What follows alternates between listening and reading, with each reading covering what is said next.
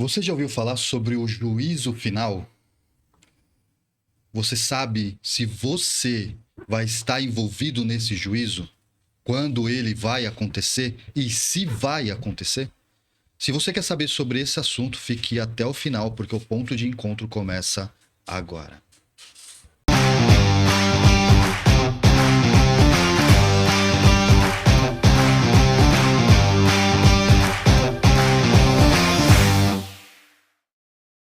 Bem-vindo a mais um ponto de encontro. É uma satisfação imensa ter você aqui mais uma vez. O meu nome é Beto e é um privilégio poder falar para você. Hoje nós estamos aqui para discutir um assunto também polêmico. Nós vamos falar sobre o juízo final. Você já ouviu falar sobre o juízo final? Nós vamos falar sobre isso e nós trouxemos pessoas gabaritadas para fazer isso. Nós estamos fazendo uma série falando sobre os enigmas de Daniel e Apocalipse. E dentro desses enigmas revelados, um dos assuntos importantes disso é o juízo final. Se você nunca ouviu falar sobre isso, hoje é o momento de a gente estudar aqui um pouquinho juntos a respeito deste assunto. Tenho certeza que você vai curtir esse conteúdo e vai fazer sentido para você pensar aí. Nosso objetivo aqui não é colocar para você a forma que as coisas são, mas fazer você pensar de alguma maneira como elas devem ser para você. E aqui tentar trabalhar em cima da palavra de Deus e aquilo que nós temos como conhecimento dela.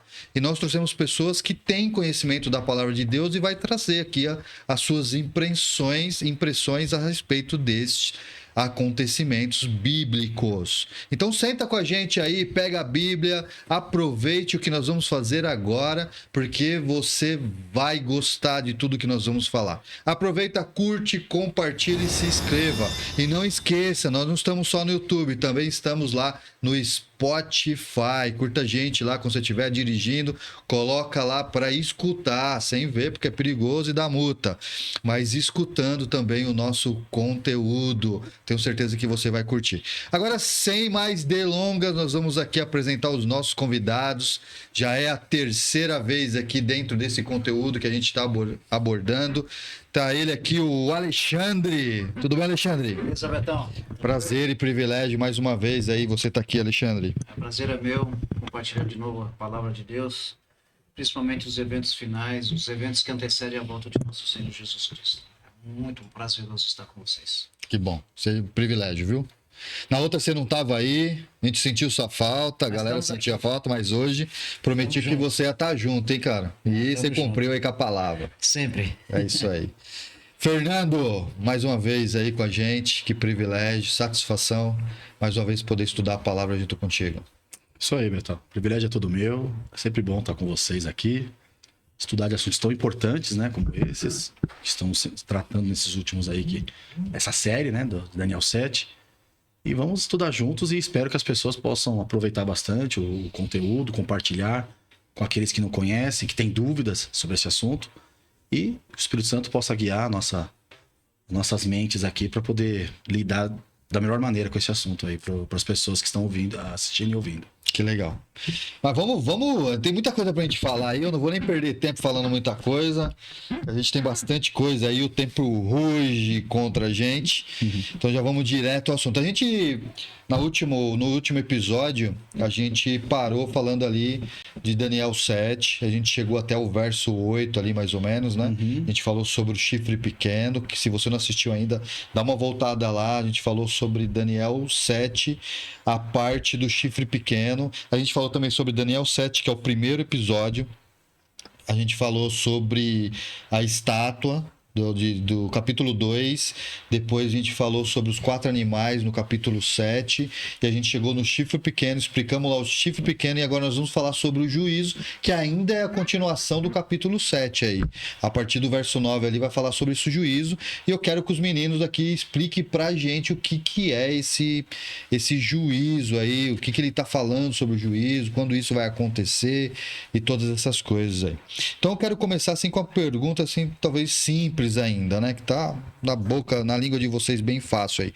O que é esse juízo aqui de Daniel? Quando ele começa? O que é? Primeiro explica pra gente aí o que é o juízo, segundo a luz aqui de Daniel 7. Daniel 7, ele é um capítulo paralelo ao capítulo 2. E no capítulo 2, pela sequência, né, ele mostra os reinos do mundo que haveriam ali depois de Babilônia. E teve ali um desfecho. Esse desfecho é o reino eterno de Cristo. Porque aquela pedra, ela quebra ali aquela estátua, ou seja, o sistema ali de reinos mundiais, política mundial e tal, todos ali querendo ter a soberania. E o reino de Cristo, que é aquela rocha, sabemos que a rocha é Cristo, né? A pedra angular, Deus é a nossa rocha. E ele viria para acabar com aquele sistema de reinos mundiais corruptos, né? Que fazem muitas vezes, usam de violência para poder terem a soberania e estabeleceria então o seu reino eterno, né? Isso no capítulo 2.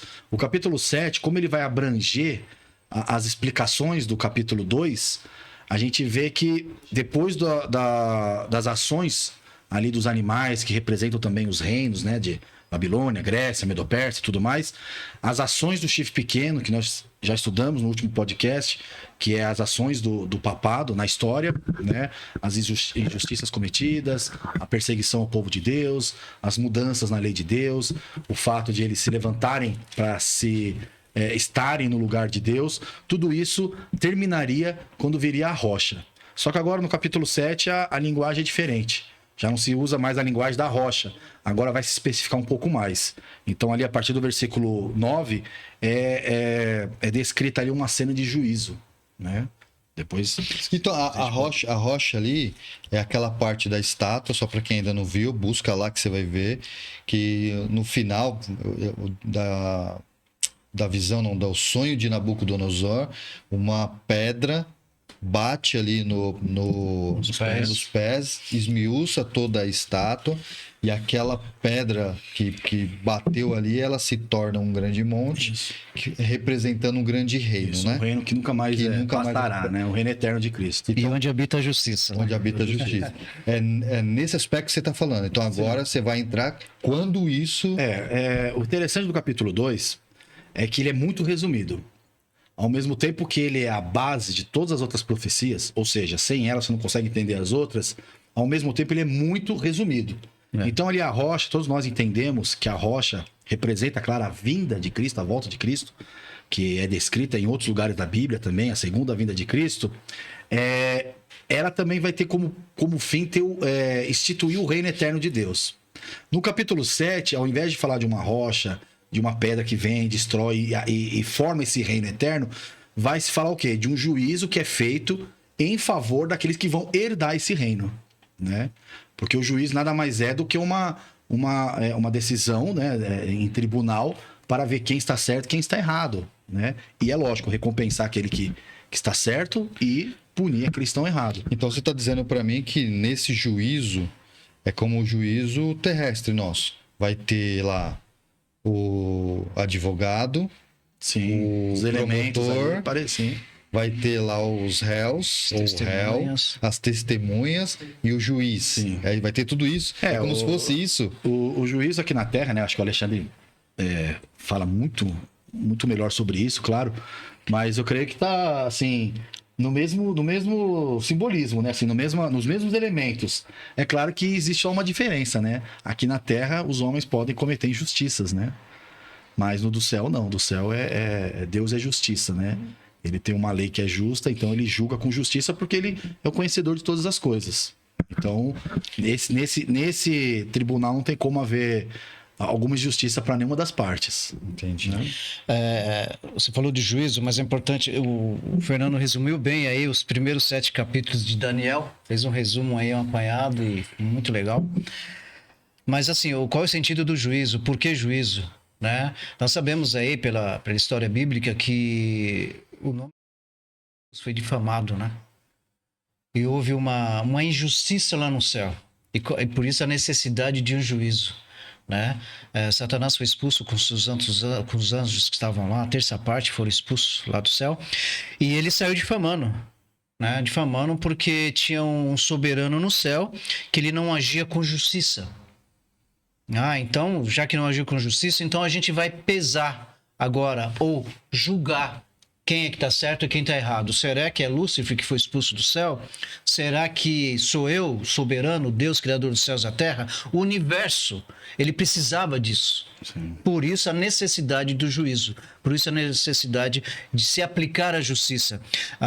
Todo país que se forma, toda a nação que se forma como um país, ele tem, atendendo a necessidade de reger a sociedade, para que a sociedade viva em comunhão, não ultrapasse os limites, né? É necessário ter um poder chamado poder judiciário, assim como tem os outros dois poderes também, o executivo e o legislativo. E o judiciário é aquele que julga, né? Se alguém saiu fora da sociedade que, em comum acordo, estabeleceram regras para viver em harmonia, se alguém sai dessa sociedade, tem um poder que vai julgar.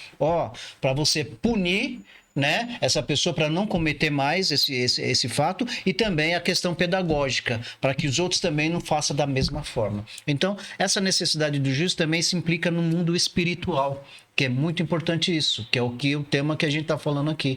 O universo todo foi colocado em dúvida o caráter de Deus. Se está em dúvida, se é o que você está alegando, ô Beto, eu estou alegando uma coisa, o Beto está alegando uma coisa, então existe uma demanda. Existe uma demanda. Então vamos trazer a juízo para verificar quem é que está correto dessa demanda. É a mesma, esse é no mundo espiritual. E Deus, na sua infinitude, ele vai falar: então tá bom, Satanás, você está alegando uma coisa, o universo está em dúvida, então vamos trazer a juízo para a gente ver quem é que tem a razão e fazer a justiça mesmo. Eu só fiquei com uma dúvida aí. A gente está falando assim, está falando de um juízo. Esse juízo que a gente está falando, no caso de Daniel 7, a gente está falando do juízo na qual Deus é réu ou na qual Deus é o juiz. Porque nesse caso, pelo que eu estou entendendo, se por acaso Deus foi questionado com a sua soberania por Satanás, então Satanás é um acusador e Deus foi colocado em xeque. Deus não pode ser o juiz dele mesmo. Então tem outra questão aí que talvez, não sei nem se a gente vai conseguir entrar nesse assunto agora, mas pode ser um assunto para outro podcast. Eu acho. Vamos ver aqui como a gente vai andar. Mas nesse caso aqui, Deus, esse assunto que a gente está entrando, Deus está como juiz e julgando o ser humano, ou Deus está como o réu e alguém vai julgar Deus, se isso é possível? Porque são duas coisas, né? Sim. Mas a Bíblia responde isso. O que o Alexandre estava falando, ele não falou especificamente o texto, mas lá no livro de Jó é mostrado ali Satanás colocando em dúvida o caráter de Deus, né? Como se Deus ele só fizesse justiça para uns e para outros não, né? No caso ali para Jó. Então ele fala assim: olha, Jó, ele te serve, mas porque você o protege, você o defende, você dá riqueza para ele, da família e tal. Então, assim, ele colocou ali em xeque, na verdade, assim, a justiça de Deus. Então, Deus, talvez de uma maneira mais ampla de se entender esse assunto, ele que é o réu, né? Diante do universo. Ele é réu do porque uma coisa que as universo. pessoas precisam entender é que Deus não precisa de fazer juízo, porque ele sabe todas as coisas. Ele conhece o coração, ele conhece a mente, ele conhece até as coisas que ainda não aconteceram e sabe de tudo. Porém, o próprio livro de Jó, ele explica o quê? Satanás, ele comparece diante dos filhos de Deus, e ali, é lógico que teria que ter um tempo aqui para a gente explorar um pouquinho mais, mas nós entendemos que não são somente os anjos, né? Que ele levou a terça parte, mas ainda ficou duas partes ali no céu, então imagine a multidão que não é, mas nós também entendemos que esses filhos de Deus também são habitantes de outros planetas criados por Deus, né? Eu acho que seria ter assim a cabeça um pouco...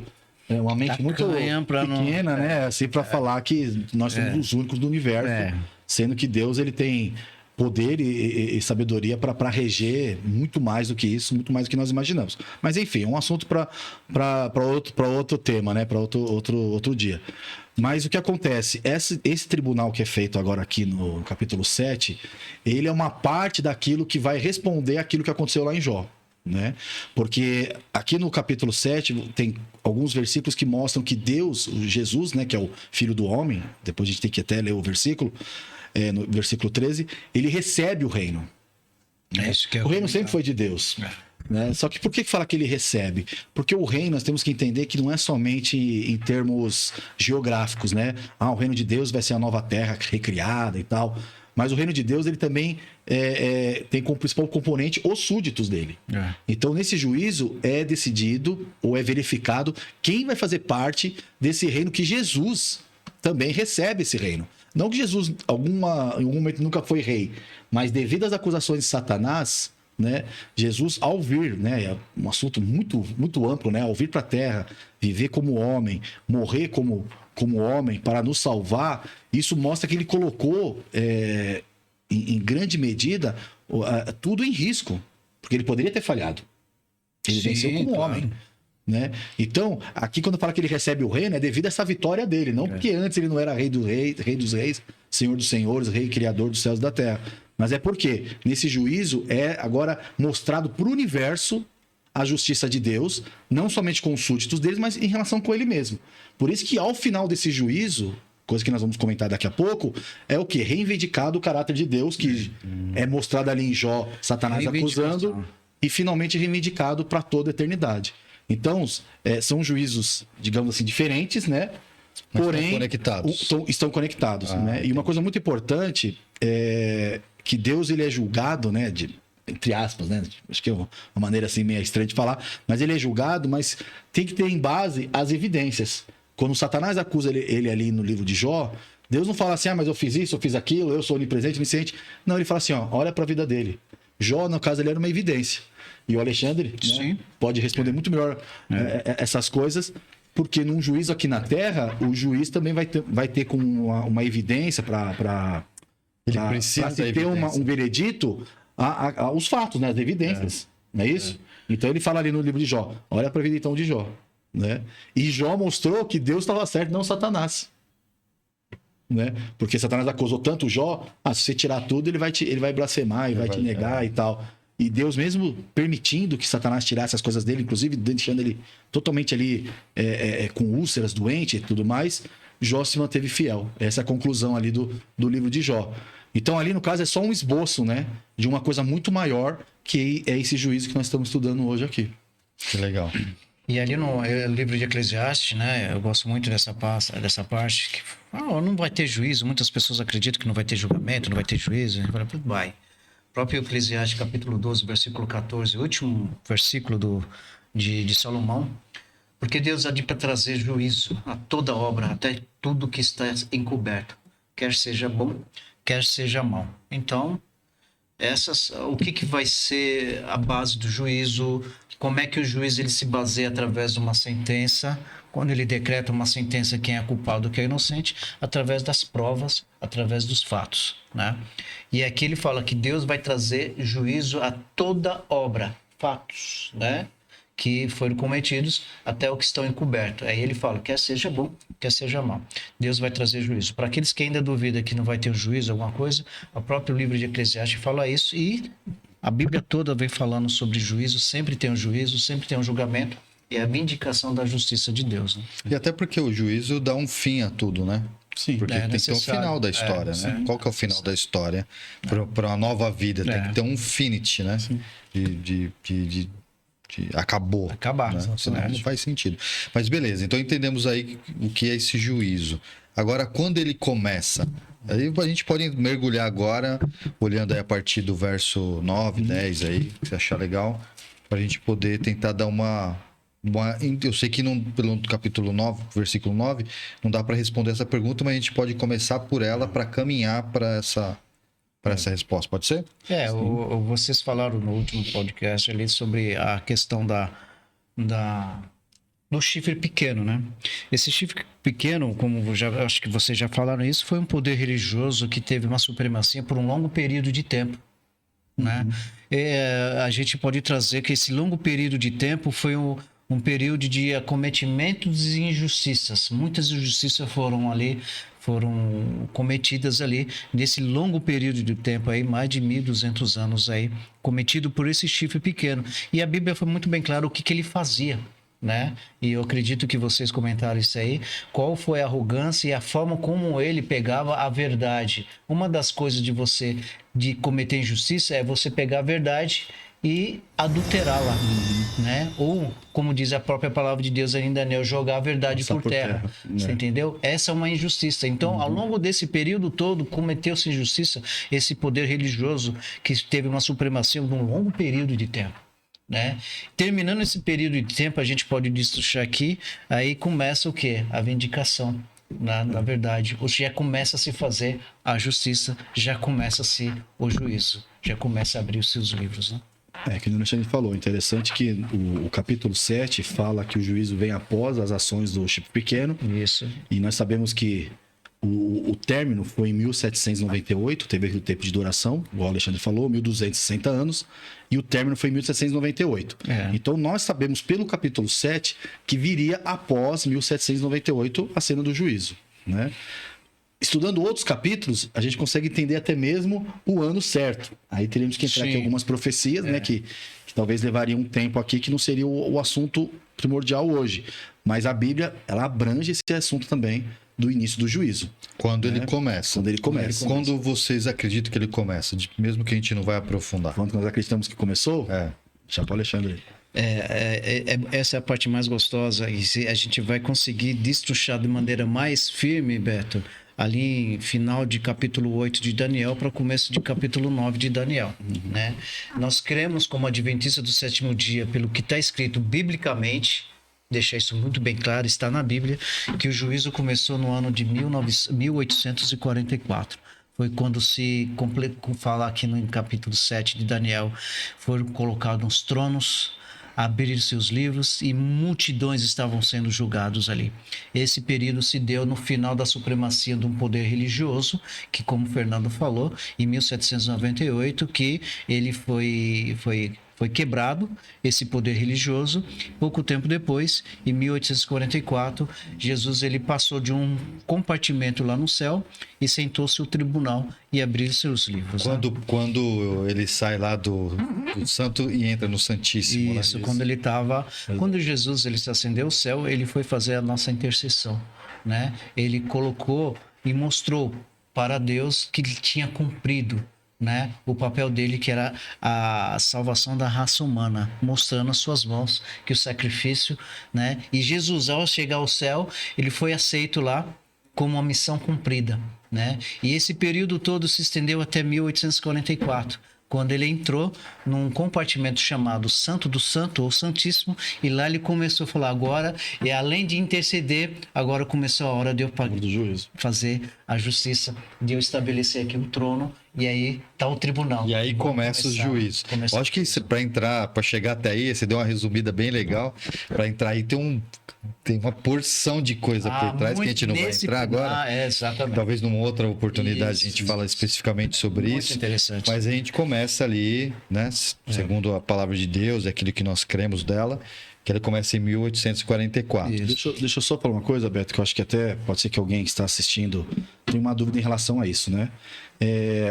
Os animais, eles têm assim uma sequência ininterrupta, né? Um atrás do outro. Não teve assim um intervalo entre Babilônia e os Medo-Persas, para depois vir os Medo-Persas, nem depois um outro intervalo até vir a Grécia. Foi um seguindo ao outro. Aí alguém pode estar se perguntando, né? Uma dúvida que eu acho que até é bem frequente, infelizmente. Mas por que então que não começou em 1798? Porque se caiu o chifre pequeno ou o papado nesse ano, por que já não se iniciou imediatamente, né? Aí que vem o interessante, né? Deus ele tem um calendário, né? Nós chamamos de calendário profético. Todas as ações de Deus, elas têm um fim, um propósito e em alguns casos até mesmo data certa, né? Então se nós olharmos aqui, vou fazer só um breve comentário, as ações de Cristo dentro do santuário, vocês vão ver que tudo teve uma data certa, né? Então, quando ele veio para a Terra, teve uma data certa, né? Que é o Natal, nós sabemos que é no dia 25 de dezembro, né? Tem estudos que mostram a brevidade ali, mais ou menos o mês, que foi o dia, nós não sabemos, mas a morte dele teve uma data certa. Sim. A ascensão dele no céu, que nós entendemos que como o Alexandre falou, a entrada no lugar santo teve uma data certa também, né? No ano 34, no ano 31 e tudo mais. A entrada dele agora do lugar santo, que é o outro compartimento, para o lugar santíssimo, também teve uma data certa. Só que para isso acontecia uma coisa muito interessante no santuário aqui na Terra. Tinha uma coisa chamada Festa das Trombetas. As trombetas, elas anunciavam o juízo. Então, de 1798 até 1844, houve um grande, assim, houve um levantamento ali como diz ali no livro de Daniel, né? O conhecimento se multiplicará. Houve, assim, uma busca pelo conhecimento, porque o papado tinha lançado a verdade por terra. Então, não teria como já no outro, já começar o juízo. Isso, importante tinha que ter um juízo, tinha que ter, assim, tinha que ter um anúncio, Isso, né? sim. E isso aconteceu nos anos ali, 1830, tal, onde teve uma voz profética ali, iniciada por Guilherme Miller e outros que ajudaram ele, para preparar as pessoas para o recebimento ali do início do juízo. É claro que teve um desapontamento ali e tal, também, que é um assunto também que é extenso para falar agora, mas essa entrada de Jesus no lugar santíssimo, que teve dia e ano marcado, dia, mês e ano marcado, como o Alexandre falou, era uma coisa profetizada, só que tinha que ter um aviso antes. Por isso teve esse intervalo aí de 1798 até 1844 para se iniciar ele. E a festa da Trombreta nada mais era isso, tá? Avisa, olha, vai chegar o que nós chamamos, lembrar que o juiz 10 dias antes. Yom Kippur, que vai chegar aí ao dia da expiação, podemos chamar também dia do juízo, como também dia da expiação. Era um dia de festa, era um dia de contrição de alma também, mas era um dia que depois que passava esse dia, era uma grande festa, Beto. Iniciava-se o ano, né? Porque Começava era o último dia do ano. O Yom Kippur ali começava o ano, né? Mas é importante ver esse período aí de 1798 até 1844, que nesse período aqui houve um grande, e a própria, já previsto em Daniel, que a ciência se multiplicaria, né? No tempo do fim, que nós entendemos que começou em 1798. E aí começou a se estudar como nunca o livro de Daniel. E houve um reavivamento no mundo religioso. E aí foi o estopim para falar, olha, vocês estão avisados, o juízo vai começar. Porque até aí havia escuridão, né? Sim, a verdade foi ficada por terra durante 1200 Você mencionou na Idade das Trevas. Aqui era mencionado a Idade das Trevas. Então tinha que ter um tempo, né, para as pessoas agora voltar à luz, começarem a estudar, entender o para assunto. aí começar a ter... Inclusive, o grande desapontamento, ele também foi uma coisa também predita por Deus que aconteceria, justamente para chamar a atenção, não que Jesus voltaria naquela data, como eles pensavam, mas que estava se iniciando essa cena aqui de Daniel 7 do tribunal, né, do ancião de dias, com o filho do homem, está chegando a ele para poder receber o reino. Entendi. Uma verificação dos livros, né? Também é importante a gente saber que para se ter o juízo teve que se verificar ali, teve que se abrir e estudar alguns livros. E se a gente fosse olhar assim, aonde aconteceu ou onde acontece esse juízo? Tem um local? Como é que funciona isso aí? Antigamente na Terra tinha esse juízo, era o que a gente estava falando do santuário, né? De uma maneira bem exemplificativa, para que você pudesse obter o perdão e alcançar o perdão dos seus pecados, você tinha que fazer um sacrifício, apresentar diante de Deus de manhã e à tarde, né? E esse sangue do cordeiro que era sacrificado, que era nosso substituto nos pecados ali, era transferido para dentro do santuário. Então, desse santuário, ele portava ao longo do ano todos os pecados de todos os filhos ali de Israel, né? E chegava um dia de julgamento, né? Será que eu me arrependi mesmo a hora que eu degolei o cordeiro? Será mesmo? Tanto é que nesse dia era um dia apregoado um jejum e as pessoas não comiam e ficavam em contrição de alma. O dia de Yom Kippur, que é o dia do juízo, era em que o sumo sacerdote ele entrava no lugar santíssimo e ele simbolicamente ele ia pegar todos aqueles pecados que estavam acumulados ao longo do ano e ia fazer expiação para aqueles pecados lá. E se tivesse alguém que não se arrependesse ali, que ele era o sangue durante o ano todo lá. Durante todo, ele era fulminado, ele era morto. Né? A sentença era decretada ali. Então, quando terminava esse ritual aí, era separado 2 animais, um bode e um cordeiro ali, que era separado para levar.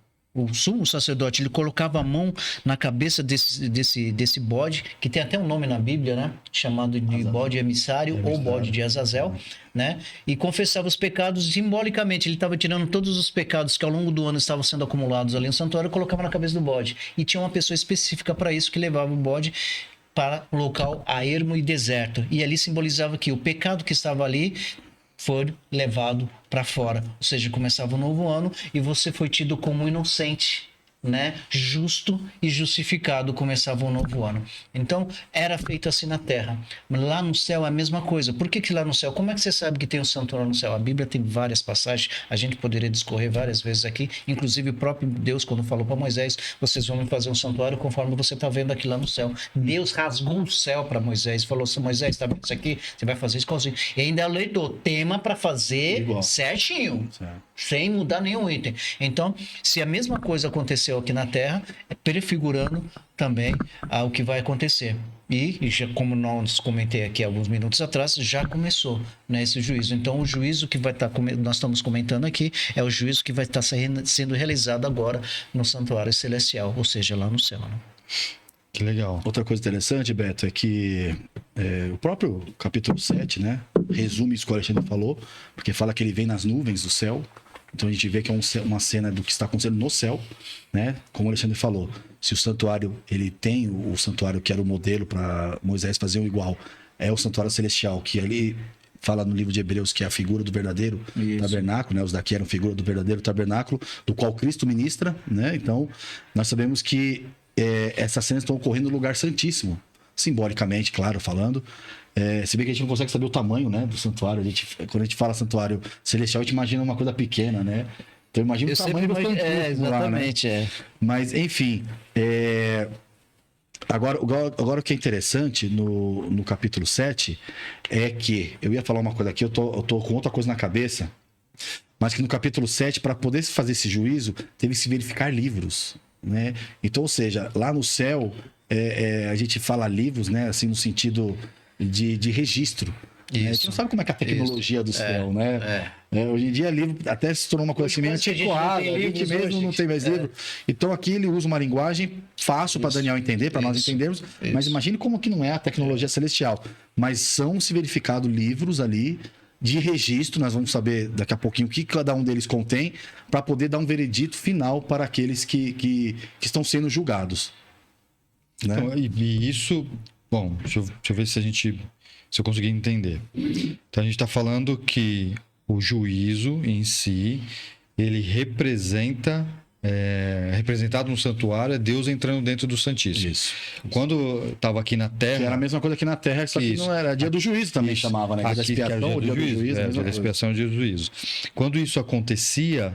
Os pecados, ali o povo era julgado através daquela remissão dos pecados, e acontecia naquele momento o juízo do povo. Isso. E isso está representando, então, o juízo que Deus está executando, ou vai executar, ou está executando, ou executou, vocês vão dizer isso, no céu. É uma representação disso. A gente disse que esse juízo começou em 1844. Sim. Então significa que... uma outra coisa. Aí você disse assim... Para esse juízo, existem registros que evidenciam a questão do juízo. Uhum. Então, o que Deus está fazendo lá é olhando registros de consequências ou efeitos ou decisões que a humanidade foi tomando ao longo do tempo. Individualmente. Né? Mas... eu fico pensando, Deus está me julgando lá, por exemplo, agora. Eu quero saber quem está sendo julgado. Porque eu estou imaginando assim, Deus está me julgando lá. Aí eu pequei. Assim, puxa, pisei na bola hoje, pequei. Aí Deus, tira o nome do Beto do livro da vida. Aí eu no outro dia falo assim, Senhor, me perdoa. Coloca de novo.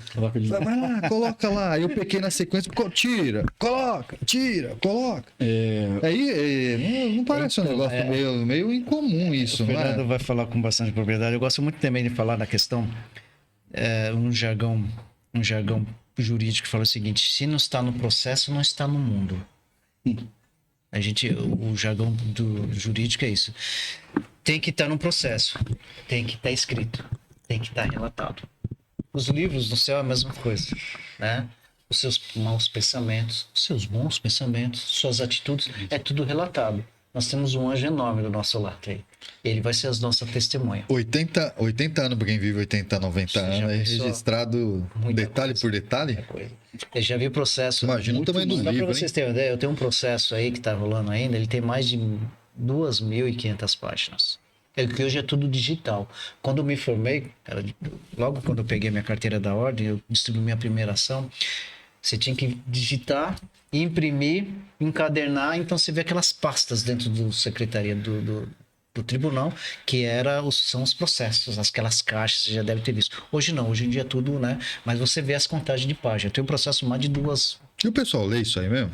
Então, são provas que vai ajudando. Algumas coisas é claro que não lê, porque é muita coisa. 2.000 Agora, páginas, tentem cara. imaginar esses processos que nós temos aí da mais alta corte, que são 5.000, 20.000 páginas aí para você ver, vai adendo, vai outro coloca aqui, aí tem um processo adendo que vai colocar. Então, é uma vida, você falou de 80, é uma vida inteira relatado ali.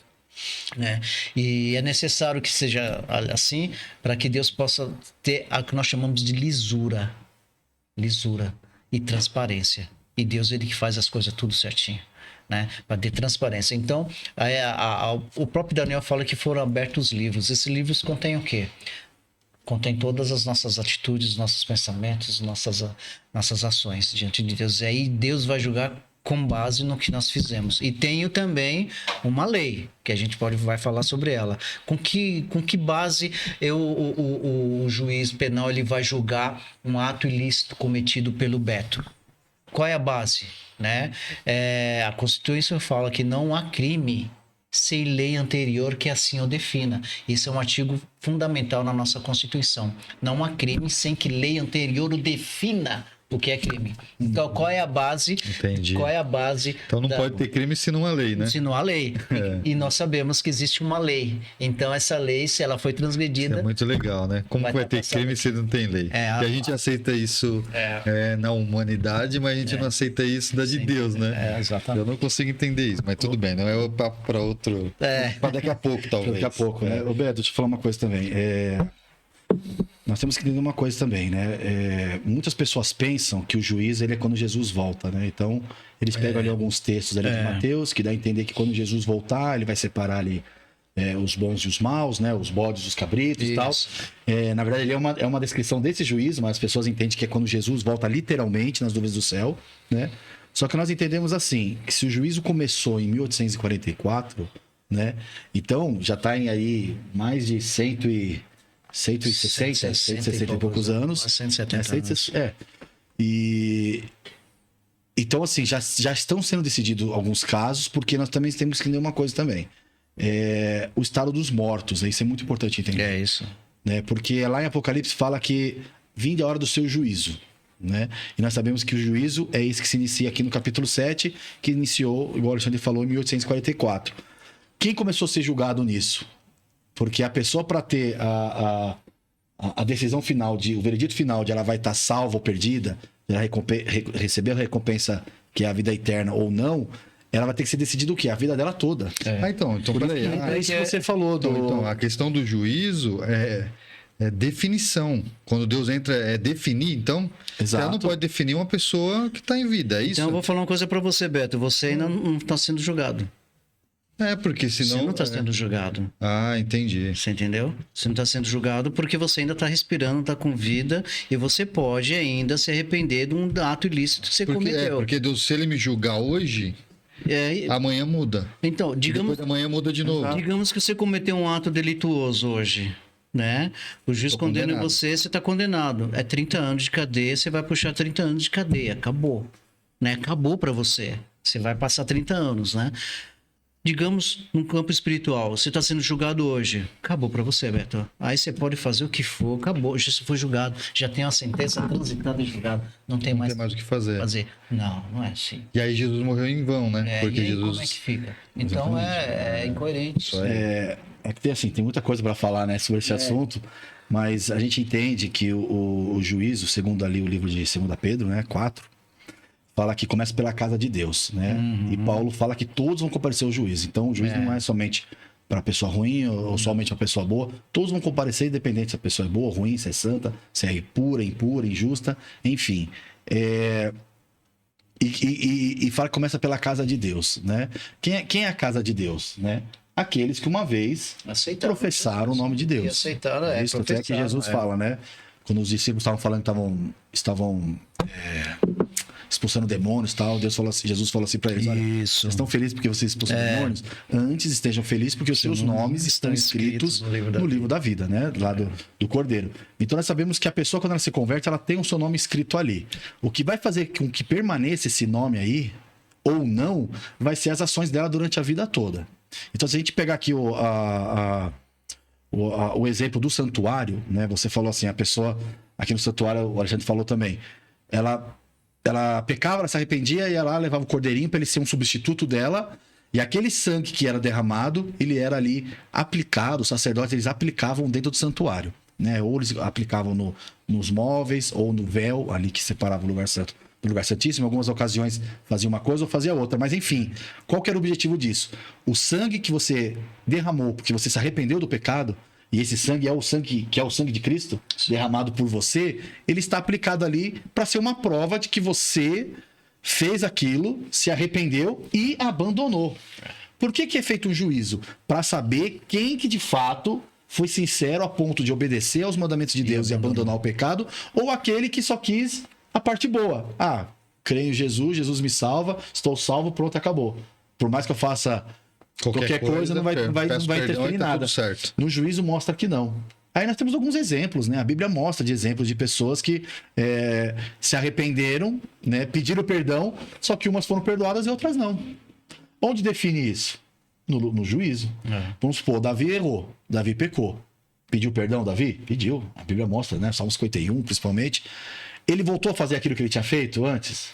Não o mesmo pecado. Não, adultério com Batseba e matar uma pessoa de maneira como ele matou lá o marido dela, de maneira traiçoeira e tal.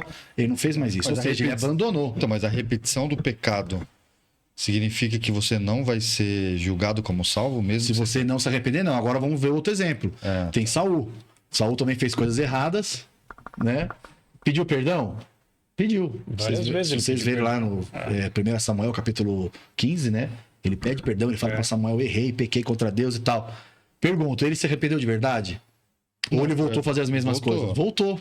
Né? A Bíblia mostra isso. Depois ele foi lá, foi atrás do espiritismo, né? Ele se afastou de Deus. Onde que é decidido isso? Porque Satanás, ele fazia justamente isso lá no livro de Jó. Ele falava: ó, você favorece Jó porque Jó faz as coisas que você quer. Você não favorece outro. Eu tô aqui dramatizando, lógico, né? Não tá escrito exatamente dessa maneira. Mas ele colocou dúvidas em relação à justiça de Deus com as pessoas. Onde que Deus mostra, então, que ele é justo ou não? No lugar santíssimo, ao examinar-se os livros. Existe livro de registro. A Bíblia fala que até nossas lágrimas estão registradas nos livros do céu. Há livros onde estão as nossas palavras. Jesus falou: pelas suas palavras vão ser condenados, ou pelas suas palavras vão ser justificados. E existe até mesmo as nossas intenções, nossos pensamentos também estão registrados. Mas é com uma dúvida. Então significa uma pessoa que tem um vício qualquer, que ela está tentando libertar do vício, só que ela repete isso algumas vezes, até ela conseguir abandonar. Significa que quando ela pediu perdão a primeira vez e pediu sinceramente perdão, tentou e não conseguiu, significa que então ela não tem perdão? Não, ela foi perdoada. Sim. Mas se ela não abandonou, mesmo tendo pleno conhecimento... Então, esse tentar é assim, é como que ela está tentando, né? A Bíblia fala assim: posso todas as coisas em Cristo que me fortalece. Eu vou te dar um exemplo. Se ela está buscando de Cristo poder para vencer, pode ter certeza que ela vai conseguir. Então, esse tentar, quem que vai julgar esse... Sim, mas nesse período, pode ser que a gente não consegue dizer se ela está sendo sincera ou não, né? Olhando o julgamento, a gente não pode dizer que uma pessoa que está deixando, sei lá, parar de fumar, ou parar de beber, ou qualquer outra erro, outro pecado ou erro, pecado, sim. O fato de ela cometer de novo o pecado, não dá para nós, seres humanos, olhar e falar assim: não, ela não abandonou o pecado. Ela não vai ser salva, não. Eu acredito assim, se ela não abandona uma coisa assim que é visível, porque o pecado ele começa onde? No coração, no pensamento. Esse ninguém pode falar nada, né? Agora, um pecado visível, a gente pode, lógico, não no sentido de julgar, mas saber. Né? Vamos supor, a pessoa fala que quer parar de fumar, sabe que o nosso corpo é o templo do Espírito Santo, ele entende que aquilo está prejudicando o corpo dele. Né? Então é uma forma de pecado. Ela está pecando contra o próprio corpo. Ela fala que vai parar, mas não para. A gente está vendo que ela não está parando de fumar. Então ela continua fumando. Quem vai julgar isso não somos nós. É Deus, verificando-se pelos livros. Nós entendemos, a Bíblia nos ensina, né, o princípio de que Deus ele vai julgar de acordo com a luz que nós recebemos. né? Inclusive fala ali, né, no livro, acho que de Lucas, que aquele que sabia muito vai ser muito açoitado, que sabia pouco, ou seja, é um princípio ali, né? Aquele que sabia mais vai ser julgado por aquilo que ele sabia. Então, isso quem vai julgar vai ser Deus. O que é interessante a gente saber é que a pessoa vai ter uma vida, né? Não sabemos quanto. Só tem pessoas que vivem 20, 30, 40, 50, até 100, 100 e poucos anos. O quanto tempo que a pessoa vai ter para poder pedir perdão é o tempo que ela tem de vida. É isso Porque que eu a ia falar. partir do momento que ela morre, nós entendemos o quê? Por isso que eu falei que é importante entendermos o estado dos mortos. Acaba-se ali as chances de ela ou se perder ou se salvar. Porque é como se Deus escrevesse um livro de uma pessoa, né? Tô aqui dramatizando de novo, ali do livro do Alexandre. Começou quando ele nasceu, nananana. A partir do momento que ele morre, fim, acaba-se o livro. Esse livro vai ser examinado no juízo. Exato. Por isso que fala, começa pelo povo de Deus, e nós entendemos que começa pelos mortos, por aqueles que já morreram. Aí o Alexandre colocou uma coisa interessante, né? E os vivos não vão ser julgados em vida? Não, mas antes de entrar Mas eu quero responder essa eu pergunta. quero entrar num texto aí. Eu quero responder só aquela sua É pergunta. brabo, você responde, vai ter um negócio lá pegado. Eu quero chegar nesse ponto aí, Beto, que você falou. É o seguinte: enquanto você está com vida, há perdão para você, com raríssimas exceções. Com raríssimas É o exceções. pecado contra o Espírito Santo, por exemplo. Com raríssimas exceções. Saul, ele não tinha mais perdão em vida.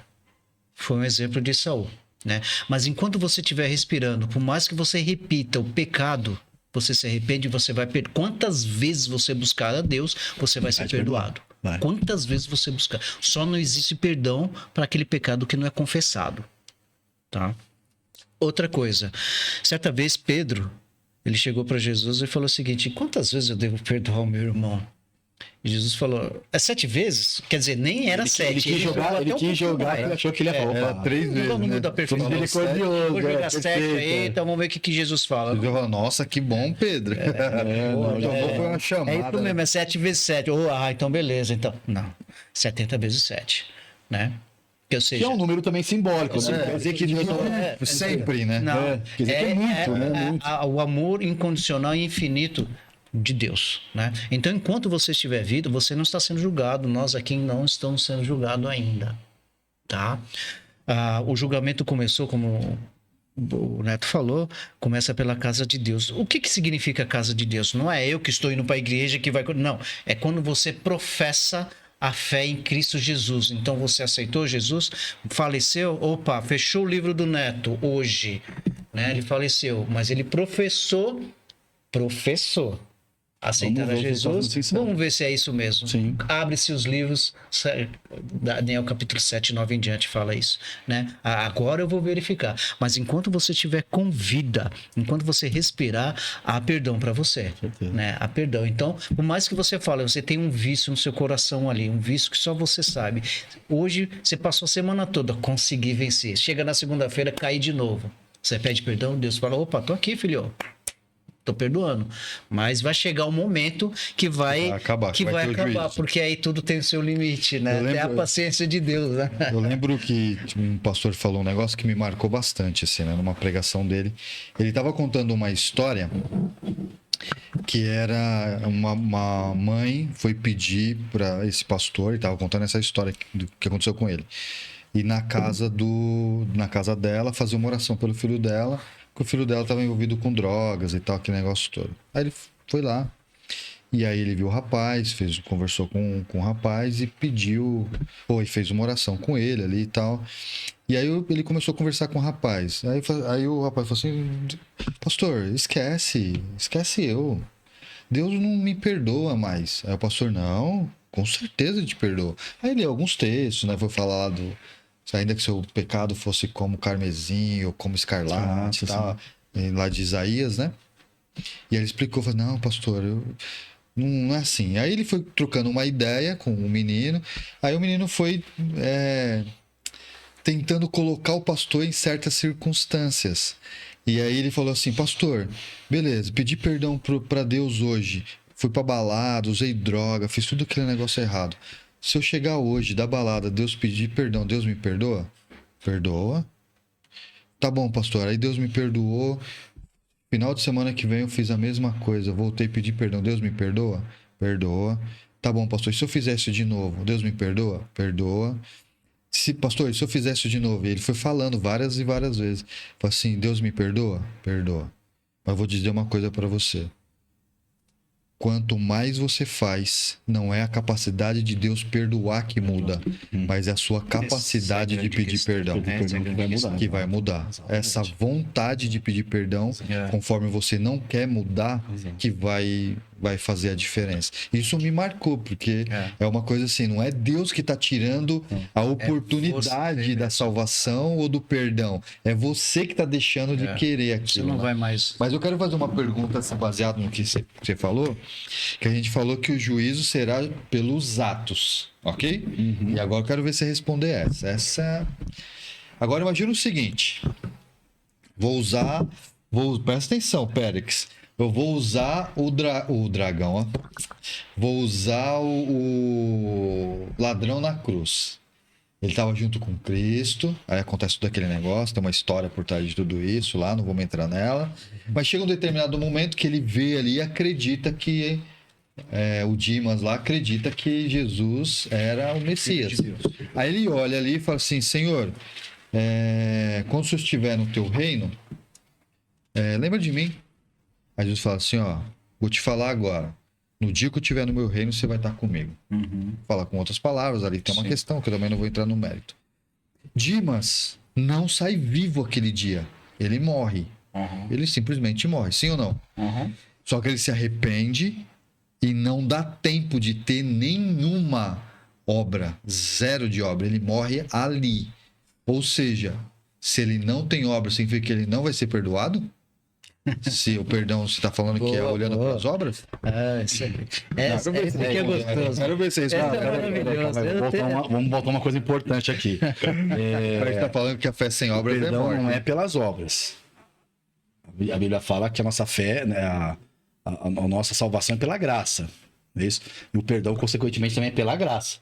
O que vai acontecer é, a partir do momento que você entende isso, você pede perdão e Deus te perdoa, ao mesmo tempo que ele te perdoa, ele também fala assim, ó, vai e não peques mais. Certo. Né? O livro de Provérbios... Mas ali não deu tempo para isso. Não, aí nós vamos falar. O Provérbios 28 fala, né, que aquele que abandona o pecado, esse será perdoado da sua transgressão. Então, existe a parte da fé, que justifica, e existe também a continuação. Igual o exemplo que você acabou de falar do menino aí, se eu for pra balada. Então, assim, ele, pelo que ele falou, né? A gente não pode julgar, que só quem pode julgar é Deus. Mas pelo que ele falou, ele deu a entender o quê? Então eu vou fazer sempre coisa errada e pedir perdão, que eu tô limpo. É isso aí. Né? Aí nós entramos até em outros assuntos, né? A questão daquele homem da parábola, né? Que pediu perdão ali pro rei ali, de uma grande soma de dinheiro, né? Dava em torno ali de mais de 2 bilhões de reais. Você fez até a conta. Já fiz a conta, tive essa curiosidade. Nos nossos dias seriam mais de 2 bilhões. Que ele defraudou. Bilhões, que ele defraudou. Caraca. E depois ele não conseguiu fazer uma coisa simples, que era Quanto perdoar era o dinheiro do outro? cerca de 3, 4 mil reais. Ele 30 dias de trabalho. Ele foi 100 dias de trabalho. que era um denário. Você Foi fez que essa nosso, conta. pelo salário mínimo, até 5 mil reais, vai, digamos Você assim. está falando que o cara era 2 bilhões. Mais de 2 Porque bilhões. o talento de ouro, tanto é que Jesus ali exagera, né? Ele fala 10 mil talentos de ouro. É uma quantia que naquela época nem existia. Os teólogos falam tinha que você trabalharia o ano inteiro e não conseguiria pagar. Não, ano? Não, a vida inteira. A vida Desculpa, inteira. Eu falei errado. A vida inteira não pagaria. E ele estando na prisão, como é que ele ia pagar? Que ele fala, não me põe na prisão que eu vou pagar É e tal. muito dinheiro. Mas enfim, só pra gente entender. E depois ele não conseguiu fazer uma coisa simples, né? Pra mostrar ali o tamanho do perdão, né? Por isso que ali Romanos fala que a graça, ela superabunda, né? O pecado, ou seja, ele é muito maior que o pecado. A graça foi tão grande para aquele homem, ele não conseguiu ali perdoar ali. Só um exemplo, né? Ele não viveu de acordo com aquele perdão. E Deus fez o quê? Na verdade, o rei ali tira ali a liberdade dele ali, ele é preso e é condenado, né? Então, a pessoa falar, vou pedir perdão, eu vou estar perdoado? Sim, ela está perdoada. A Bíblia fala isso, né? Aquele que confessa o nome de Jesus vai ser perdoado. Porém, no lugar santíssimo, há uma verificação se a pessoa foi sincera. E quem pode fazer isso? Somente Deus. Né? Então, então ali também julga as intenções de mudança. Agora, mesmo que não tinha dado tempo, é isso? Agora, em relação a Dimas, né? Dimas, Dimas, né? O nome Acho que foi. Não sei se a Bíblia Dimas. menciona. Eu É não uma sei. tradição. Não, acho que é tradição. É uma tradição, Eu né? acho que não Não é. sei se menciona o nome Dimas ali. Eu Eu não conheço sei. como ladrão, o bom ladrão. Bom ladrão. Bom ladrão. O bom ladrão. Mas acho que não fala o nome. Mas Então, tem uma ali- tradição que diz. Então ali a gente tem como, para poder responder isso que você perguntou, Ô, Beto, Félix, procura aí no chat GPT aí se tem algum fala o lugar. nome Dimas ou é uma tradição. O Félix vai ver pra gente aí, já vai. Eu sei que você ficou curioso também. Eu também fiquei, já volto aí. uma coisa que eu pesquisei esses dias que eu não sabia que não estava escrito é Salomé, né? A filha de Herodias. Não sabe de Salomé. Salomé. Na Bíblia. Eu achava que estava. É. A gente fala Salomé, mas não tava. É que os historiadores judeus ali, eles falam, né? Toda a descendência ali dos Herodes e tal. Então fala Salomé, mas na Bíblia mesmo não fala, né? Bom, enfim. Mas para responder isso que você perguntou em relação ao Dimas, né? O ladrão, aqui em Ezequiel 33 fala assim no versículo 12: E tu, ó filho do homem. Peraí. Isso.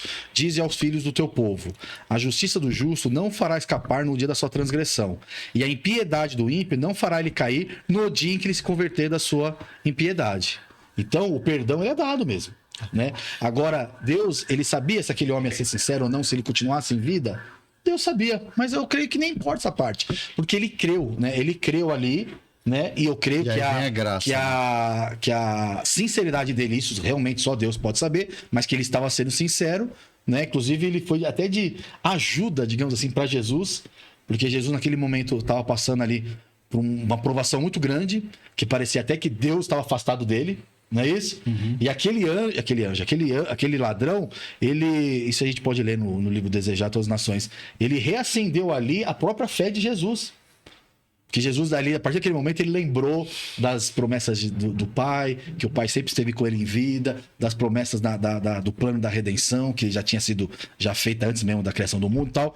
E ali fez com que Jesus ali, ele revigorasse. Então, até foi de ajuda para Jesus. Mas de ele ter se convertido naquele último momento e estar salvo, Jesus mesmo ali falou para ele que ele estaria, é uma prova de que esse versículo aqui de Ezequiel é verdadeiro. Ou seja, a pessoa que está salva, também ela não vai poder também contar que está salva no dia que ela errar. E no dia que o ímpio também acertar ou se converter, a impiedade que ele cometeu também não vai fazer com que ele se perca. Isso é uma coisa assim, interessante, porque hoje em dia se tem aquela ideia de que uma vez salvo, salvo para sempre. Né? Tem as ideias calvinistas, que a pessoa foi destinada e tal. Mas a Bíblia não mostra isso. E Ela uma mostra coisa que realmente, a pessoa, no dia que ela se arrepende, Deus perdoa. Só que é claro, agora a pessoa tem uma vida toda, né? Tradições mesmo de livros apócrifos. Ah, só, o Félix Apócrifos. pesquisou, são tradições de livros apócrifos. Eu imaginei. A gente acaba quando entrando conversa, nessa, vai falar entrando, nos né, filmes, vai né, nas entrando, séries aparece o nome. Obrigado, Félix. Mas para a gente entender isso aí, é isso mesmo, né? Agora, uma pessoa que teve uma vida, agora, pós a conversão, ela tem que viver de acordo, né? Por isso que Paulo fala sobre nova criatura, Tiago fala sobre isso, né? Que a fé sem obras não vai salvar. Então, é claro, tem as exceções, como houve, né? Inclusive desse ladrão, mas também tem aquilo que é mais regra geral, que a pessoa se converte, ela tem que viver de acordo com aquilo que ela se converteu. Aí que entra a parte de São obras. os frutos, né? Não que a obra trouxe a salvação ou o perdão, Entendi. mas a obra é uma continuidade. Tanto é que lá em Efésios, as pessoas costumam só ler o começo, né? Porque nós somos salvos pela graça, não vem de Essa obras, é a é dom parte de Deus e tal. gostosa, assim. Mas logo no versículo seguinte fala: mas Deus nos preparou para as boas obras, Olha para que andássemos nela. Então, existe também a parte de você viver de acordo com aquilo que você professou. Eu penso o seguinte, gente. As obras, ela não salva. Mas ela faz com que você se perca. Condena, exato. Você entendeu? As obras fazem isso. E quem falou que o ladrão na cruz, que não é Dimas, ou como o Pérez viu ali, a gente É o acaba- Dimas pelos apóstolos. Mas vamos colocar o nome dele de Dimas, vai. É o Dimas pelos apóstolos. As pessoas vão entender. Acontece o seguinte, ele pediu perdão a Deus ali. Ele não pediu nessas palavras, tá? A Bíblia fala que todo aquele que reconhecer Jesus como Senhor será salvo. E ele reconheceu. Como é que ele reconheceu que Jesus era o Senhor? As manifestações ali, ok. Mas tanto é que ele verbalizou: quando tu entrares no teu reino, lembra de mim. Isso é um reconhecimento de que ele era Deus. E se ele reconheceu Deus, a Bíblia fala: todo que confessar o nome de Jesus será salvo. Ele confessou. Automaticamente confessando, ele pediu perdão dos seus pecados. E Deus o perdoou. Naquele momento ele foi salvo, né? As obras dele ali, o livro dele fechou. né? E ele vai ser julgado, foi julgado, talvez, já passou o nome dele, não sei se passou em revista, mas começou pelos mortos. Mas ali Deus falou, olha, ele pediu perdão de todos aqueles atos delituosos que ele fez. Então ali nós vimos ali uma pessoa que a gente tem certeza que ele foi salvo, porque foi da própria boca Da de própria Jesus boca de que ele Jesus, falou, né? você vai estar lá comigo. Não, Não vai estar lá naquele momento, mas você vai sim, estar. sim, aí é o assunto até próprio. Até esse Mas negócio é polêmica. é interessante, né? Tem base bíblica, né? Não somente o livro de Ezequiel, mas também tem a parábola dos que foram salvos na hora 1/10, né? Então, ele é um que não teve uma vida de andar com Cristo, como os apóstolos e tal. Mas ele é uma pessoa que foi ali na hora 1/10. E outra coisa, para quem quiser, quem tem uma curiosidade para saber algumas coisas sobre esse ladrão, leia o livro Desejado de Todas as Nações. Ali a autora, ela, de maneira assim, maravilhosa, assim, ela descreve algumas coisas desse homem. Para quem não sabe ou não sabia, ele já tinha tido um conhecimento de Cristo. Ela fala assim que ele tinha o desejo de servir a Jesus. Então, assim, não foi uma coisa assim, tipo, do nada ele, né, agora se converte. Não estou falando que isso não possa acontecer, não é isso que eu quero dizer. Né? Qualquer pessoa, que nem o Alexandre falou, que se converte no último momento, ela pode ser salva, como a própria Bíblia promete isso. Mas ele não, ele teve uma trajetória, só que ela fala assim que as más companhias, os outros ladrões, inclusive ele era do bando da Barrabás, exato, o desencaminharam. Mas ele estava querendo conhecer Jesus. Uma coisa que uma vez mostraram para mim, na Bíblia, que eu não tinha reparado nisso. Vocês sabem que no começo, quando Jesus estava sendo crucificado, os dois zombaram de Jesus. Então, isso que eu ia te falar agora. Eu ia falar Então, assim, tava tendo uma luta ali, né? E ali ele fala ainda, a palavra é praguejar. Os dois, né? Os dois. Talvez estavam ali lutando alguma coisa. Exatamente. Falando, Os dois praguejavam. Mas pode ver que depois ele teve ali, né? É isso que eu ia te falar uma agora. conversão ali, falou, não, e realmente confiou e acreditou. Né? Tanto é que Jesus mesmo prometeu, Jesus sabendo de todas as coisas, mesmo como homem, ele tinha o conhecimento do coração da pessoa, ele viu ali sinceridade e ele falou, você vai estar comigo. Ele se arrepende mesmo, né? Ele se arrependeu, né? E o outro já não, né? O outro continuou falando, né? Porque não tira daqui, não nos tira daqui e tal. Né? Mas só para as pessoas verem isso, né? Que existe essa batalha, né? Mas ali no caso dele, ele teve como seu último ato a conversão. E Deus ali, segundo o livro de Ezequiel, a promessa era de que a pessoa seria perdoada e seria salva se ela se arrepender da vida de iniquidade que ela teve. Perfeito. Então ali a gente viu então toda essa parte do juízo, do acontecimento, como ele vai acontecer, quando ele começa, o caminhar por quem ele começa, agora são os mortos. E a gente precisa continuar essa caminhada do juízo. Ele tem um final? E aí, como que a gente fala? Todo mundo vai estar nesse juízo? Todo julgamento tem um final. Todo julgamento tem um final. E Isso é certo para todos. Isso aí não vai ser diferente. Mas tem assim, alguma passagem bíblica que fala que todos serão julgados? Bastante. O próprio Eclesiastes 12 lá fala que Deus vai Eclesiastes trazer 12. juízo a toda obra. Todo mundo vai Quer que elas comparecer. estão escondidas? Quer seja escondidas, quer seja encobertas. Vai ter começou o juízo, ele vai terminar esse juízo. E todos nós vamos comparecer perante o tribunal de Cristo. Todos, sem exceção. Né? Inclusive o próprio Satanás. Exato. Né? Ele vai ter que comparecer também para receber a sua sentença. Né? E vai estar chegando um momento em que Deus ele vai fechar e concretizar o julgamento. Né? Eu acredito que nós estamos muito próximos desse julgamento finalizar. Né? E Deus deixou evidências que esse julgamento já está para terminar, que vai ser culminado com a volta dele. Né? Jesus ele vai voltar depois que terminar o juízo. Como o Neto falou, a volta de Jesus não é juízo. Né? Inclusive, Vai dar a recompensa, né? ele vai dar a recompensa, né, para todos que fizeram ou que fizeram bem ou que fizeram mal. Mas o juízo ele vai terminar quando Jesus sair do lugar santíssimo, do seu santuário lá, e levantar as mãos para os céus e falar, agora feito está. Terminou o julgamento. Agora está aqui o veredito. E ele vem. Então, nesse momento é quando acaba e todos foram julgados. Todos. Mas aí, agora, tem uma dúvida. Casa de Deus, na verdade, né? Aqueles que professaram uma vez Então, mas olha o que nome de vocês Cristo. disseram. Depois a Os gente vai ímpios falar do também vão ser milênio, julgados, né? mas é outra ocasião, não, né? Pra agora outra- a questão do pra outro milênio. momento, exatamente. Tá, mas tem uma questão aí. Vocês falaram que seriam julgados os mortos. Então Começaria significa... pelos mortos. Significa que então, para Deus terminar o juízo, todos vão estar mortos? Então, interessante. Porque já pensou, esperar todo mundo morrer. Então, e nasce outro, não vai acabar nunca esse negócio. Uma coisa assim que talvez pouco tenha ouvido isso que eu vou falar agora. Eu creio que os únicos que vão ser julgados em vida são 144 mil, que é um assunto também, para quem está assistindo, que já foi falado também. Ó, tá lá, procura podcast lá, assim, antigo ó, aí. 144 mil. Por quê? Qual que é a lógica da coisa, né? Se olharmos ali pelo grande conflito, né, onde a autora fala, inspirada por Deus, que começa pelos mortos e depois dos mortos passa pelos vivos, então contamos que quando começou esse juízo, em 1844, começou pela primeira pessoa ali que viveu na Terra, né? Nós sabemos que foi Adão e depois teve a continuidade. Ela fala que depois que passa o nome de todos, né, em revista, para depois começar pelos vivos, isso mostra o quê? Que para começar o juízo dos vivos, ninguém mais pode morrer do povo de Deus. E ninguém mais pode pecar. Porque senão não faz sentido. Pecar não, peraí. Ninguém mais pode morrer do povo de Deus. Né? Não, pecar também, claro. Porque assim, na Porque verdade... o cara peca entra no começo da história que a gente falou. O cara não pode nem morrer e nem pecar. E quem vão ser esses? Segundo a Bíblia. Que não vão morrer Então, e isso. que vão estar ali com o caráter... Porque tem aquela caráter de Deus ali. lá em Apocalipse que vai falar exatamente. Aquele que pratica iniquidade, em Apocalipse, não é? 22, Continua praticando iniquidade.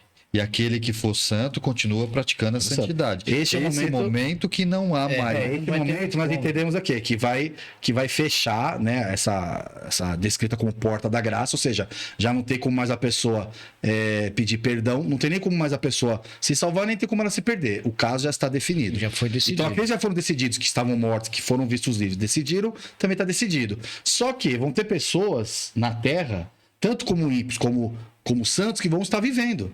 Os santos, nós entendemos que são 144 mil, que são aqueles que vão ser trasladados para o céu sem ver a morte. E eu acrescento mais ainda, Neto. Esses 144 mil não vão pecar.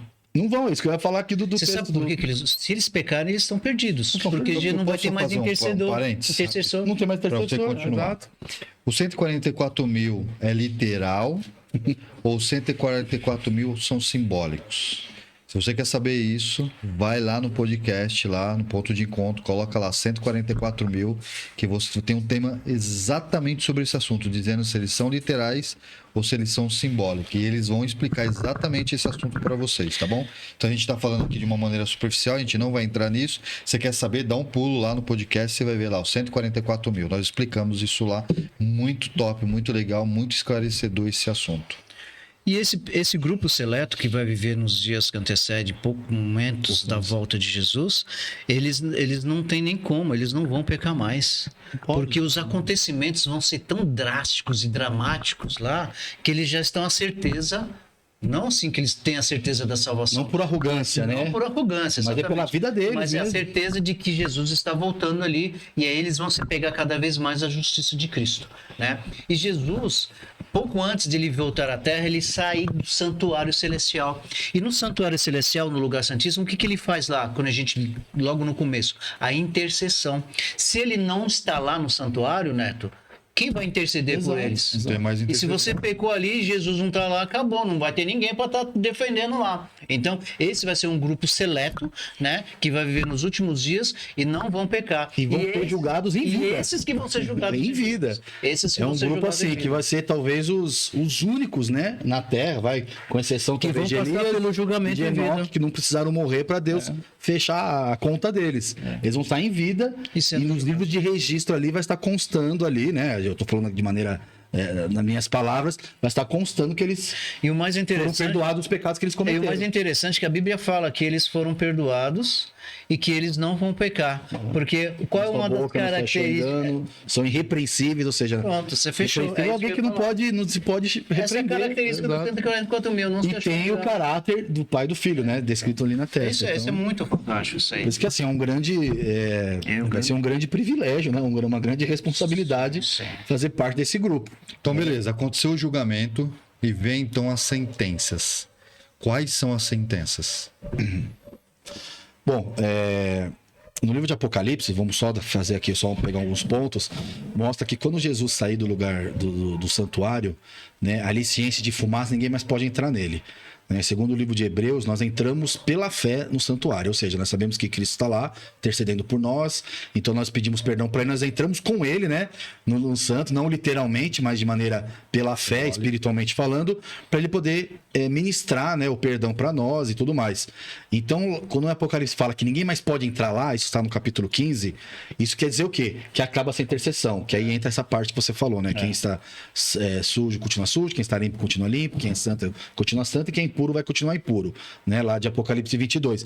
Neste momento é feita a decisão final. Então, ou seja, aqueles que não quiseram saber do perdão de Deus, não porque Deus não quer perdoar, mas é como o próprio Alexandre falou, né? A voz, você mesmo falou, na verdade, a voz começa a ficar tão Latente, baixa, né? porque a pessoa já não obedece mais, que é o caso ali da história contrário. que você contou do menino, né?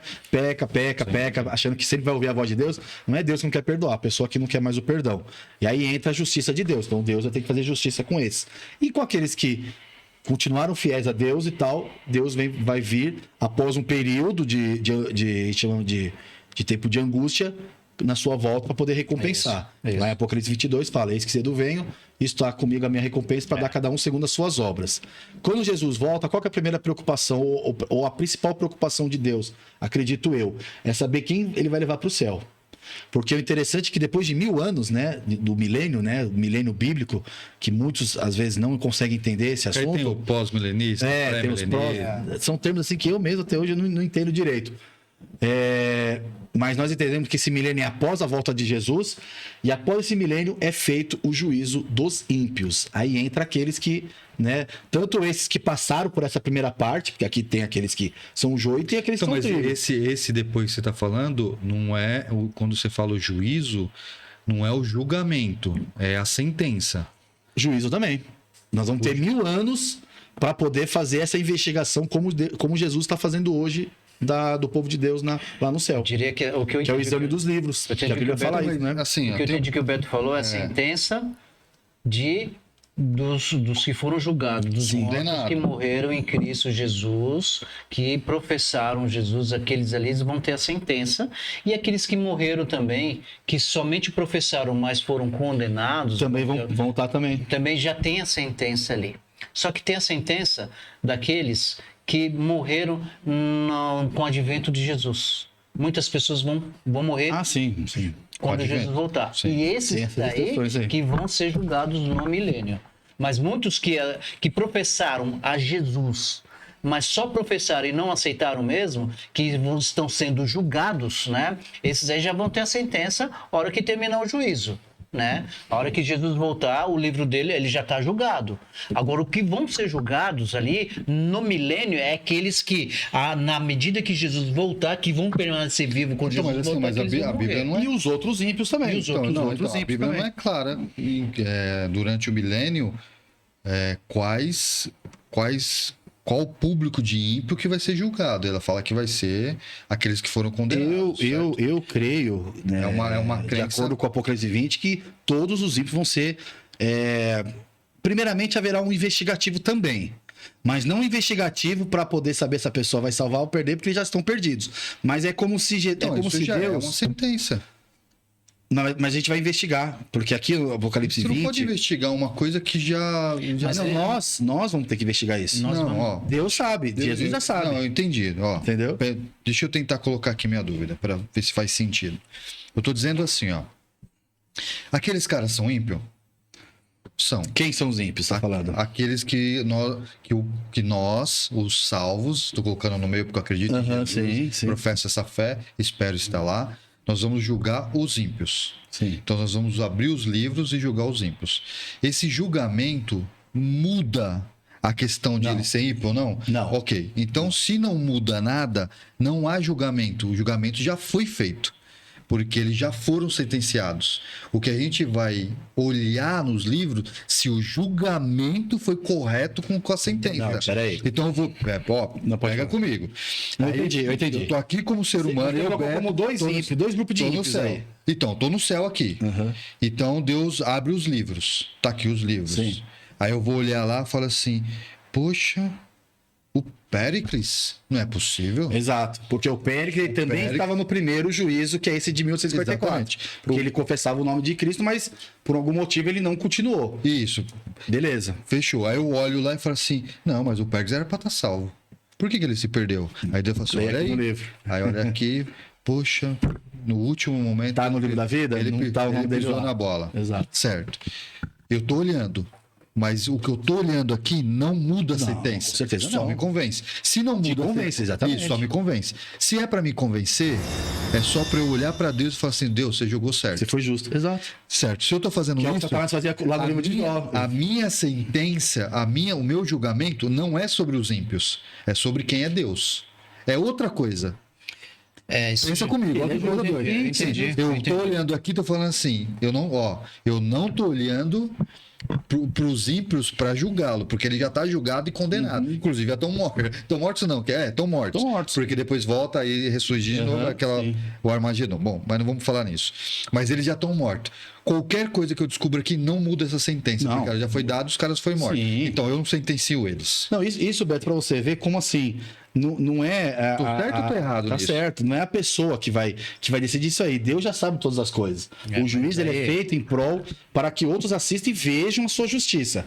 Nessa ocasião aqui, que está em Apocalipse 20, versículo 4, fala assim: ó, vi também os tronos e os que se assentaram sobre ele, foi-lhes dado o poder de julgar. Não julgar no sentido assim, de decidir se a pessoa vai ser salva ou perdida, porque Nós não temos eles essa já estão capacidade. perdidos. Nós não temos Nós vamos investigar no sentido assim, de verificar que Deus foi justo em não, por exemplo, ter levado aquele que você acreditava que aqui na Terra estaria salvo. Poxa, o pastor que estava comigo não está, a minha mãe que eu achei que estava salva não está. Nós vamos entender isso. Porém, aqui também entra aqueles, vamos supor, vou dar aqui um exemplo, vai, fala uma pessoa... Acho que você vai falar que eu tô pensando. Uma pessoa, não vou nem falar nome então, vai. Vai. Pessoa que nunca creu em Jesus, nunca confessou o nome de Jesus, nunca foi cristã, foi até a vida toda, nunca quis saber nada de Deus. Esses vão entrar no julgamento, mas não porque a gente vai poder falar, não, mas peraí, ele podia estar salvo. Não, não é O que você isso. tá fazendo aqui? Não, é que A gente vai saber que ele está perdido porque a gente vai ver toda a vida dele. Então, esse ato Ou de salvo. julgar. Não, no caso, perdi, porque nos 1000 anos é só os ímpios que são ok. julgados. Certo. Julgados, vai, digamos assim, julgados. Né? Então, assim, vai ser só para ver que Deus foi justo e não levar eles para o céu. Porque a decisão de levar para o céu foi feita onde? Nesse julgamento que nós estudamos aqui de Daniel 7. Exatamente. Onde Deus Então, fala assim, ó, são momentos o diferentes. Pérez foi sincero, o Beto foi sincero, o Alexandre foi sincero, né, do modo de Deus ver, esses vão estar no reino de Deus. Os outros, Deus sabe também que não vão estar, e nós vamos só fazer o quê? Só verificar. Inclusive, os próprios ímpios vão também ter a oportunidade de ver os livros também. É como eu sempre falo quando eu tô pregando, né? Deus é tão justo que até para os ímpios ele vai mostrar que ele foi justo.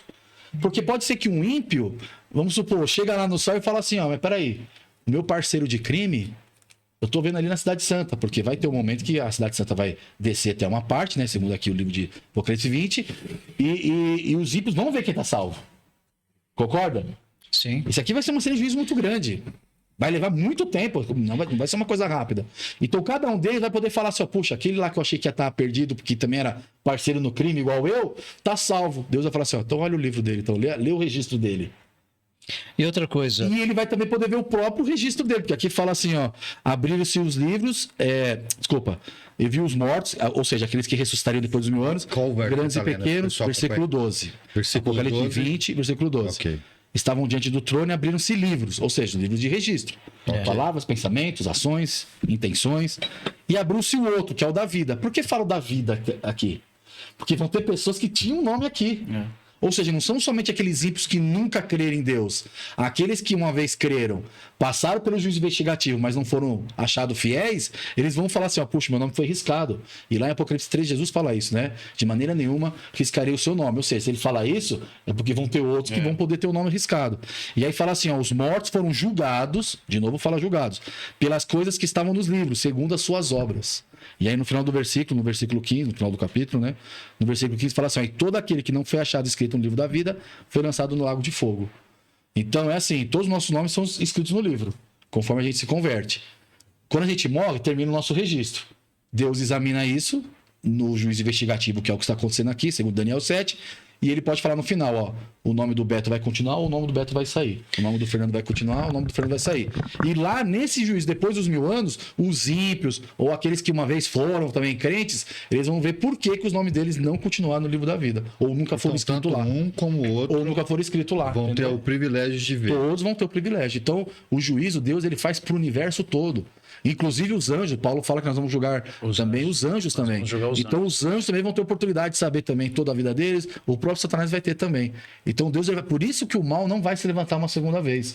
Porque Deus, ele vai mostrar perante o universo as coisas que o pecado trouxe e todos vão estar convencidos. Diferente lá do livro de Jó, que muitos podem ter ficado ali, né? Na dúvida. Pensando, mas peraí, realmente Deus favoreceu Jó, Deus favoreceu Davi, não favoreceu Saul, né? Vai ser passado em revista. Mas vai ser passado tudo em revista, as pessoas vão falar o quê? Tem um texto aqui que fala que, Apocalipse 15, né? Que fala que neste momento todos vão falar assim, ó, justo e verdadeiro são os teus caminhos. E no livro Primeiros Espíritos ela fala que isso aí vai ser o universo todo falando. E esses livros só quem tem acesso hoje? Só Deus? Os anjos não têm?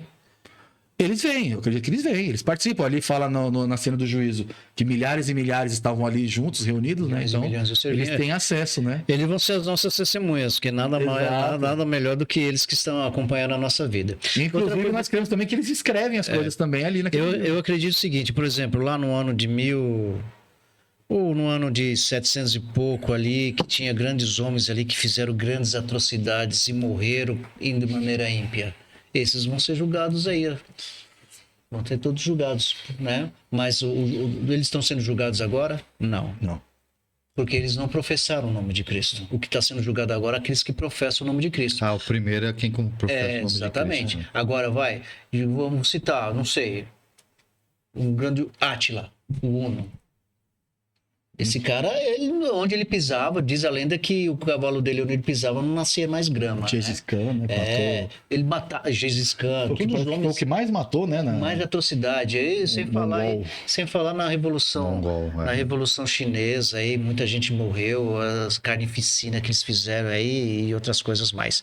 Esses aí eles morreram na sua impiedade. Claro, eu não estou fazendo nenhum julgamento Sim, de a valor. gente não sabe o último momento sabe deles, o né? último momento dele. Mas às vistas humanas, eles morreram na sua impiedade. Eles estão sendo julgados agora? Não. Quem está sendo julgado agora são aqueles que professaram o nome de Cristo. Porque é necessário que faça esse julgamento, porque o simples professar não quer dizer que... Não, e é necessário também por quê? Porque o objetivo de Deus é mostrar, primeiramente, quem são aqueles que vão estar no reino. Exatamente. Né? Não adiantaria ele julgar agora os ímpios, porque os ímpios vão ter o julgamento depois dos 1000 anos. Então teria que ser primeiramente aqueles que, quando Jesus voltar, ele fala, ó, vai subir o Beto, vai o Alexandre, vai o Fernando, vai o Péricles, vai todo mundo. Vai todos esses aí. E aqueles não vão, mas aqueles lá vão ser depois verificados a vida deles. Que nem o Alexandre falou. A gente falou de Átila, falou de Gengis Khan, falou de, sei lá, de vários ditadores aí que mataram tantas e tantas pessoas. Como é que foi a vida deles no último momento? Você sabe, Alexandre? Eu não sei. Mas Deus sabe. E onde ele vai mostrar pra nós? Pelos livros. Exatamente. Por isso que tem que abrir os livros. Porque pode ser que a gente chegue lá no céu e a gente vê lá um deles lá. Claro, por que Puxa, não? o Átila aqui. Eu tô falando isso, gente. Aí eu Deus quero... vai falar assim, ó, peraí que eu vou te mostrar o livro. Por isso que esse juízo que vai ter nos 1000 anos, por isso que olha o tempo que demora. 1000 anos. Eu creio que nós vamos verificar a vida de todos esses aí e vamos entender por que aqueles também se salvaram também estão lá. O Átila tá aqui por quê? Pode ver o livro dele aqui, ó. Eu quero só deixar bem claro, eu citei esses nomes, mas como exemplos, a gente nunca sabe quem é que sabe. Só para deixar bem claro pro pessoal de casa que eu não tô de maneira alguma arrogância de falar que alguns homens no passado cometeram grandes atrocidades e não vão ser salvos. Quem sou eu para fazer isso? Exatamente. Mas eu estou citando exemplos à vista de seres humanos. Não, ficou claro, deu para entender. E assim, ficou bem claro isso, mas para a gente encerrar, eu quero colocar uma última polêmica. Pra gente fechar aí. Um Deus de graça julgando para a morte. Faz sentido isso, cara? Será que é certo isso? Como que Por que Deus vai... Não poderia... Ele diz que perdoa. Diz que tem a graça de Cristo aí. E vai chegar um momento que essa graça vai acabar mesmo? Como vai funcionar isso aí? Quando isso acaba, essa graça, essa oportunidade do perdão, porque Deus fala claramente que ele vai julgar, é claro, isso na Bíblia não tem discussão para isso, tem discussão para como, quando, o que, né? Vai ter um pouco de discussão, mas não tem discussão para que ele vai, Exato. né? Não tem discussão para quem crê na Bíblia. Agora, quando você olha assim para a graça, Deus está dando a oportunidade de salvação e ao mesmo tempo ele vai ser o juiz de condenação ou de salvação para aqueles que aceitaram ou não aceitaram. Como vai funcionar isso? Isso aí vai acabar? Eu gosto muito da passagem, já tive. Não, pode falar. Pode falar. Neto. Ezequiel fala que Deus não tem prazer na morte do ímpio. Sim. Não tem. Que isso se é muito arrependa. forte, né? Isso é fantástico. Deus não tem prazer da morte do ímpio. Não, e o mais contraditório é que ele tem prazer na morte dos santos. Né? Isso Salmo aí fala isso é uma outra. Pessoal, não tem prazer na morte dos ímpios, mas Isso tem é prazer na morte dos santos. Isso é uma né? oportunidade de depois falar lá quando Sobre as isso, né? almas que foram degoladas ali. Aí eles querem negócio reclamar do até punk, quando? né? Vai completar o número aí. Então. detalhe. Bom, o fato é o seguinte: Deus não tem prazer na morte do ímpio, mas esse que se arrependam e se convertam dos seus maus caminhos, né? O povo antediluviano, pra você ter uma ideia, Neto e Beto, o povo antediluviano se afastaram de uma maneira tão drástica de Deus, que Deus deu prazo de lá de 120 anos aí para que eles pudessem rever seus caminhos, rever seus pensamentos, rever suas atitudes. Foram 120 anos para eles rever tudo isso aí, com manifestações ali, nos últimos dias dos 120 anos, com manifestações ali, que foi o último tiro de misericórdia. As manifestações ali naturais, que são os animais entrando na arca, que eles poderiam ter visto aquilo como algo diferente, mesmo assim não. E aí Deus foi lá e fechou a porta da graça ali, que era o último elo de salvação e perdição ali, foi aquela porta ali. A justiça, ela requer isso. O próprio termo justiça dá aquilo que lhe é devido de justiça. Se você rejeitou aquele que te criou, que coloca o oxigênio dentro de você, não resta outra alternativa senão a aplicação da justiça, que é um ato de amor. Para você ter uma ideia, é meio paradoxal. A aplicação da justiça é um ato de amor. É meio paradoxal, né? Sim. Ou você é justo, ou você é complacente, você tem amor, tem misericórdia. Hoje não dá para ser uma coisa. Nós estamos aí no limiar do legislativo aí, no tal que nós chamamos de anistia, sem entrar nessa questão aí de anistia. A anistia ou o indulto é garantido na nossa Constituição Federal, que é prerrogativa do presidente de dar a graça, né? Acontece isso muito nos Estados norte-americanos, quando tem a última chance dele dar ali está no corredor da morte. Pode ser, raramente acontece de dar a graça, né? Mas dificilmente acontece. Geralmente a pessoa é condenada, mas ele tem essa prerrogativa: eu te perdoo todos os seus pecados, todos os seus atos delituosos. A graça é isso, né? Foi dada toda a oportunidade para fazer isso. Deus anistia tudo aquilo que você fez no passado, pela graça, pela disponibilização da graça dele. Falou: olha, Alexandre, eu esqueci todos os seus pecados e deles não me lembro mais. Conquanto que você me reconheça, eu sou o teu Salvador, eu reconheço o Senhor. Então, aqui, ó, eu te estou dando um indulto, estou te dando a graça, tá perdoado. Então, aí o povo, quando você não aceita isso, você está uma atitude de rebeldia. Eu não te reconheço, ó soberano Deus, como fez Nimrod, não reconheço, eu te desafio, não quero isso. Aí não resta outra coisa a não ser praticar esse ato de amor justiça, que é a reivindicação do caráter de Deus, que você, através da sua atitude, você está fazendo coro com o inimigo. Então, piorando a situação para você aí, Fernando. Não, deixa eu piorar. Não, mas eu queria falar uma coisa sobre o que o Alexandre falou. Só porque eu queria piorar, né? Peraí, você vai piorar, deixa eu só falar. Duas coisas assim que a gente nunca pode, como é que eu posso falar? Duvidar ou questionar, né? Dois princípios de Deus: amor e justiça. Né? Tudo que a gente for falar sobre qualquer assunto, a gente tem que ter como base essas duas coisas. Né? Então, até coisa que às vezes a gente não entende, Deus é amor e Deus é justo. Amor como? Como que ele provou isso? Vindo Jesus para morrer por nós. Então, quando o homem pecou lá no Éden, o Adão e Eva pecaram no Éden, digamos assim que o delito deles foi uma coisa assim que, aos nossos olhos hoje, coisa pequena. Precisava Né? A gente tanto, fala né? que foi uma... Ela fala assim que eles erraram o alvo, né? Então, mas Deus, sabendo as consequências desse pecado, né? Que viria transgressão sobre transgressão, e quando Deus ele pune o pecador, ele mostra que ele ama, na verdade. Por quê? Porque aquele pecador ele vai transgredir alguma coisa em relação ao próximo dele. Né? Porque os mandamentos são isso, né? Como fala, não matará, não adulterará, não roubará. É coisas de uma pessoa em relação a outra. Então, para Deus resguardar, né? E socorrer as pessoas que possam ser prejudicadas, ele tem que, infelizmente, punir o ímpio. Né? Aí que entra o quê? Entra a justiça de Deus. Então, o amor Deus já demonstrou. Já deu prova suficiente, vindo, inclusive, pessoalmente para morrer pelo homem. Para mostrar assim, ó, eu faço totalmente tudo que eu puder fazer por você. Tanto é que a Bíblia fala, né? Deus ele não retarda a vinda dele, mas ele quer que todos se arrependam. Mesmo ele sabendo que não vão, infelizmente, ele quer que todos se arrependam. Então, até os últimos momentos, ele demonstra o amor dele. Porém, nós temos que entender que o outro princípio, a justiça. São juntos. Deus não pode ser mais um, mais o outro. Né? Ele é tanto um como o outro. Né? Então, a justiça, inclusive, ela tem a ver com o amor, vai ser demonstrada quando? Quando aqueles que não quiseram saber. Inclusive, tem um livro, agora não lembro qual, do Espírito de Profecia, que fala que essas pessoas, se fossem salvas, os ímpios, no caso, né? Fossem salvos, fossem para o céu, eles mesmos pediriam para sair de lá. Porque não. Porque eles não aquilo que eles quiseram queriam, aqui não. na Terra, eles não vão também querendo numa eternidade. É isso aí. Então, para você ver que aí entra o amor de Deus também, até mesmo em punir o pecador. Mas pode ter certeza o quê? Lá no livro de Josué fala, escolha, te coloca o quê? Os dois caminhos que a pessoa pode escolher. Isso. Mas escolha, porém, a vida. Né? Então, Deus, digamos assim, com o amor dele, não que diminui a justiça, mas o amor dele ainda parece ainda que até o fim ainda parece ser o máximo de tudo. Ele não quer que ninguém mas se ele também perca. é justo também. Isso a gente não pode esquecer nunca. Eu ia entrar numa polêmica, mas eu acho que é muito, muito forte pra gente Mas discutir. fala só pra gente. Aí se eu falar agora, pô, quem tá em casa assistindo a gente vai querer que a gente responda. Eu acho que é uma polêmica muito grande pra entrar. Talvez num próximo episódio a gente entra nela. Mas assim, o que eu queria fechar agora então é: todo o pecado pode ser perdoado Sim, antes do juízo final? sim. Aonde está escrito isso? Opa.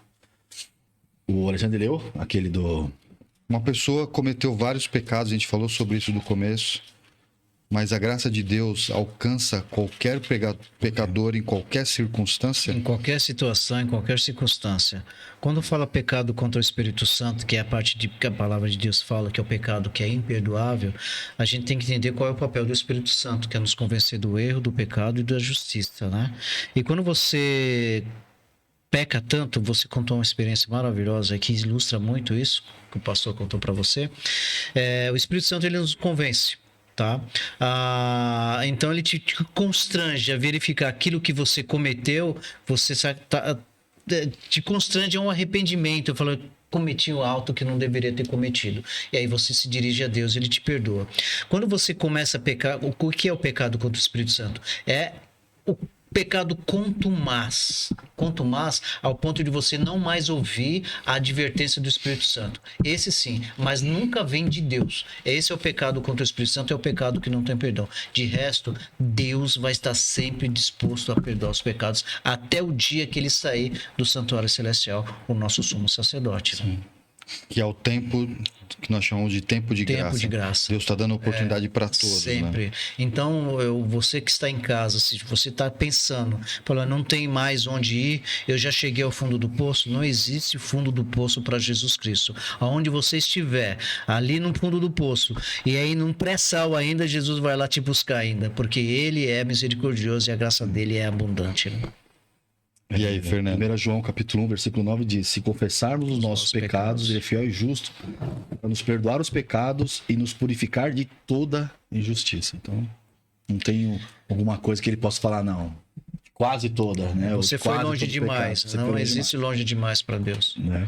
O que acontece muitas vezes, Beto, é a pessoa mesmo instigada, né, ou influenciada por Satanás, ela achar que o caso dela não tem salvação, não tem perdão. Né? Aí a E pessoa assim, não pode dar ouvidos, né? E existe Ela tem que dar ouvidos à palavra de palavra Deus. de Deus. Existem muitas pessoas que talvez estejam nessa circunstância, né? Sim, Que infelizmente. estão tristes, que estão achando que foi longe demais, Achando que que foi estão em longe circunstâncias que não tem, às Isso é vezes, importante, mais que eu falo. solução para a vida. Às vezes nem Isso. porque pecou, mas a circunstância da vida sim. parece que ela não tem mais chance para nada, né? E Deus fala muito claramente que para todas as pessoas há oportunidade através dos versos. que Essa é a graça. Essa é maravilhosa. Esse é o evangelho, né? Então, para a gente fechar aí o processo de julgamento, e a gente falou quando ele termina, a gente falou quando ele começa, a gente falou quem vai estar dentro desse julgamento, a gente falou sobre por que Deus julga, que também é amor. E tem um verso que eu não estou achando aqui onde ele está, que eu pensei agora também, eu estou procurando 2 versos ao mesmo tempo, mas que fala que a misericórdia, ou a graça, o amor e a justiça se beijaram na cruz. Qual foi o verso? Eu não lembro qual é o verso. Mas eu gosto de um verso também de Paulo escrevendo aos Romanos, capítulo 8, 39. Né? Nenhuma condenação há para Para aqueles que vivem em Cristo Se Jesus. você não quer ser, a hora que você passar em juízo, não ser sofrer a condenação, permaneça em Jesus. Aceite Jesus como seu Salvador. Você não vai ser condenado. Que bom, meninos. Acho que a gente chegou aqui. Eu não lembro desse verso. Depois eu vou Quando a gente procurar. lembrar em uma outra oportunidade, a gente coloca ele aí. Mas se ele tem, pesquisa no chat GPT que fala exatamente sobre isso. Então, não há como não dizer que o juízo e o amor de Deus não estão juntos. Porque através de Cristo Jesus, Deus mostrou ali, através da oportunidade, que o julgamento de Deus e o amor em Cristo Jesus mostrou pela humanidade que os dois andam exatamente juntos. Com certeza. Até no julgamento há amor. Verdade. A justiça foi feita, Beto, a justiça foi feita em Cristo Jesus. E o amor também foi feito em Cristo Jesus. Tanto é que Jesus é chamado Senhor Nossa Justiça. Senhor, nossa justiça. Maravilhoso. Obrigado, meninos, mais uma vez aí. Foi um podcast junto. top. Peguei Sempre. um pouco mais pesado hoje aí, mas foi bom. Vocês são Mas fera. estamos Só pra bom. ver se vocês eram fera mesmo. E são. Aí a gente vai preparar o próximo episódio. Talvez a gente tenha mais um aí pra gente vai fechar ser, esse assunto. Pegar aí Daniel 8, 9, só pra gente dar uma fechada. Perfeito. E a gente vai tentar dar uma polida pra gente terminar no próximo, dar uma resumida. E a gente vai tentar pegar Daniel 8, 9 ali, 10 pra gente Perfeito, poder dá pra pegar dar os 2 capítulos. pra gente dar uma fechada. Tá bom? Valeu mais uma vez, obrigado. Então, obrigado a Que você. Deus abençoe vocês, continue usando vocês aí. Valeu. E que ele possa continuar multiplicando a sabedoria e o conhecimento de vocês para que vocês possam ajudar outros a poder continuar enxergando esse caminho de Deus aí, tá bom? Obrigado para você que ficou aí até agora assistindo a gente. Foi um tema muito interessante. Disse para vocês que seria e realmente foi. Espero que você tenha curtido, que você tenha gostado. Não esqueça de compartilhar, se inscreva no canal, curte aí, ativa o sininho para que você possa receber novos conteúdos. A gente está fazendo uma série que vai falar sobre enigmas revelados. Hoje nós estamos no 3º episódio, teremos mais um, a gente vai fechar em 4 episódios dessa série. Dá um pulo lá no canal, você vai ver lá como tá fluindo. E tem bastante assuntos assim, muito legal, muito interessante. Espero que você tenha curtido, que tenha gostado de tudo isso que a gente está fazendo aí de maneira especial para você. Digo que não é fácil fazer o que a gente está fazendo, é muito difícil, eles dispõem do tempo deles. E do horário para estar aqui com a gente, disponibilizando os seus conhecimentos para fazer esse podcast. Tem uma equipe aqui por trás fazendo a mesma coisa, disponibilizando o tempo para poder fazer esse trabalho acontecer e que esse conteúdo chegue até você.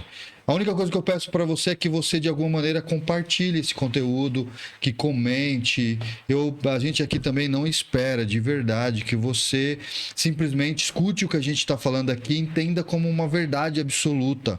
Mas vai pesquisar na palavra de Deus, leia lá. A gente só quer aqui, de alguma maneira, provocar você a ir para a palavra de Deus, pedir o poder do Espírito Santo para que ele revele para você a verdade que ele tem. E aqui seja só um instrumento para provocar isso na sua cabeça, ok? A gente tem aí no próximo episódio, sábado que vem, quero agradecer aqui primeiro a nossa equipe que tão prontamente tem sido fiel aí nessas postagens e a gente quer agradecer. Não esquece lá também que a gente está no Spotify. Curte lá também com a gente, se inscreva lá, entra lá, dá uma curtida, que vai ser interessante para o crescimento do canal. Então, mais uma vez, obrigado. Até sábado que vem, a partir das 4 horas. Até lá. Valeu!